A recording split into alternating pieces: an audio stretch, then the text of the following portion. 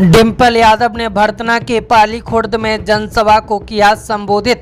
इटावा लोकसभा गठबंधन के सपा प्रत्याशी जितेंद्र दोहरे के समर्थन में मांगे वोट, पार्टी को जिताने की जनता से की अपील। डिम्पल यादव ने जनसभा को संबोधित करते हुए कहा, महंगाई बेरोजगारी चरम सीमा पर है। किसान रात रात भर जागकर फसलों की रखवाली करते हैं, फिर भी सही दाम नहीं मिल पाता है। पहले केंद्र की सरकार को बदलना है, उसके बाद उत्तर प्रदेश से भी भाजपा को हटाना है। डिम्पल यादव ने भाजपा पर निशाना साधा। उन्होंने कहा, ये चुनाव बदलाव व परिवर्तन का चुनाव है। जो आज परिस्थितियां हैं वो आज़ादी के बाद कभी ऐसी परिस्थितियां नहीं हुई। महंगाई, बेरोजगारी, महिला पेंशन सहित अग्निवीर योजना भाजपा लेकर आई है। भरतना की जनता ने हमेशा नेताजी का साथ दिया है। भरतना के लोगों ने समाजवादी विचारधारा को आगे बढ़ाया है। उन्होंने जनता से निवेदन करते हुए कहा कि चुनाव के समय 7 से 12 बजे तक ज़्यादा से ज़्यादा समाजवादी पार्टी की वोटिंग हो, जिससे इटावा लोकसभा प्रत्याशी जितेंद्र दोहरे को बड़ी जीत मिले।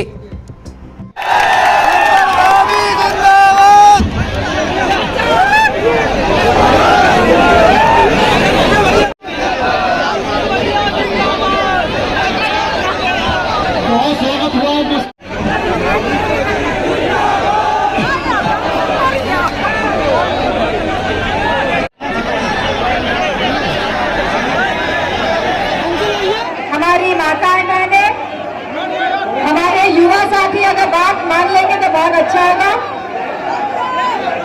हम सभी जानते हैं कि 2024 का चुनाव है और ये बहुत ही महत्वपूर्ण चुनाव होने जा रहा है, क्योंकि कहीं ना कहीं यह चुनाव बदलाव का चुनाव है और परिवर्तन का चुनाव है। आज जो हालात पूरा देश देख रहा है और देश से लेके प्रदेश और प्रदेश से लेके जिला और जिले से लेके गांव-गांव तक आज जो हालात हैं, मैं समझती हूँ जो परिस्थितियां आज देश में है, पिछले आजादी के बाद कभी ऐसी परिस्थितियां देश को नहीं देखने को मिली। आज महंगाई हमारी चरम सीमा पर है। आज हमारा युवा बेरोजगार भटक रहा है, घूम रहा है। आज माताओं और बहनों के पास कोई पेंशन नहीं है और वो भी महंगाई से जूझ रही हैं। और वही अग्निवीर जैसी योजना, मैं समझती हूँ देश का पूरा हाल बदहाल कर दिया सरकार ने।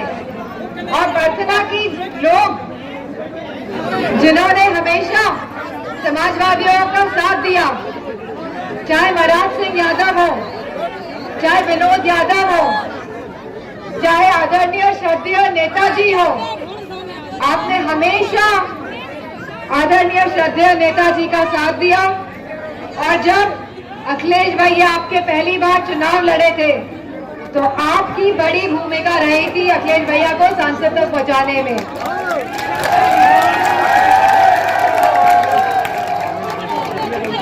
वही हमारे प्रदीप यादव जी को भी आपने विधायक बनाया और आपने हमारे राघवेंद्र गौतम जी को भी विधायक बनाने का कार्य किया। तो भरतना ने बहुत अहम भूमिका निभाई है समाजवादी विचारधारा को आगे बढ़ाने के लिए। और जितने आदरणीय बुजुर्गजन मुझे आज नजर आ रहे हैं, आप सबका बहुत बड़ा योगदान रहा है, क्योंकि आप कहीं ना कहीं नेताजी के साथ कंधे से कंधा मिला के चढ़े हैं।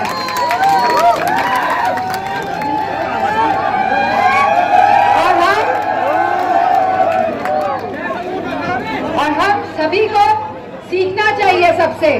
और मैं समझती हूँ जो आदरणीय श्रद्धेय नेताजी की विचारधारा है, उसमें काम कर उस विचारधारा को सभी को आगे बढ़ाने का कार्य है। बहुत बड़ी जिम्मेदारी है। आज हमारे प्रत्याशी हमारे बीच नहीं है दोहरे जी, क्योंकि वो कानपुर देहात में गए हैं, भैया जी का कार्यक्रम है। लेकिन अगर आप सबका योगदान रहेगा और आने वाली 13 तारीख को आप सब लोग बूथ में अपना काम कर ले जाएंगे और किसी दबाव में नहीं आएंगे, क्योंकि खाली 2 दिन की बात है। जो दबाव का राजनीति का प्रकोप होगा खाली 2 दिन में होगा। लेकिन मैं समझती हूँ मंच में जितने भी नेतागण उपस्थित हैं, वो आपके संपर्क में लगातार होंगे, है कि नहीं है? और लगातार हमारे कार्यकर्ता और लगातार जितने भी हमारे नेतागण आज मंच में उपस्थित हैं, आपका सहयोग साथ देंगे और हम आपको वादा करते हैं कि किसी को कोई क्षति या हानि नहीं पहुंचने देंगे।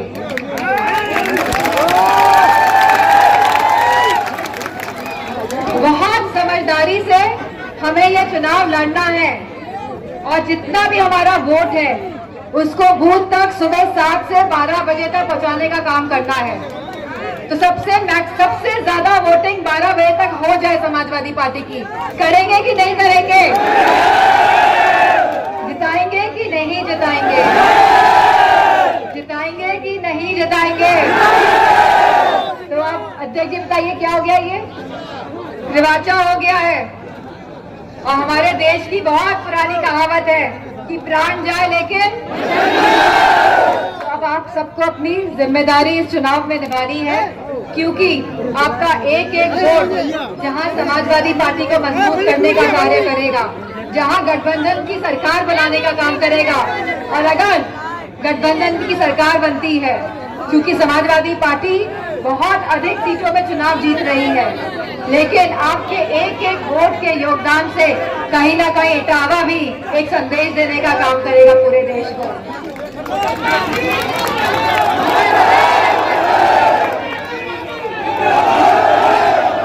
आज हमारे किसान भाइयों की क्या हालत है हम सबको पता है। जो लोग आय दुगनी की बात करते थे, बताइए महंगाई से आय आधी हो गई कि नहीं हो गई? और नेताजी ने हमेशा कहा है कि हमारे किसान और जवानों का सम्मान होना चाहिए।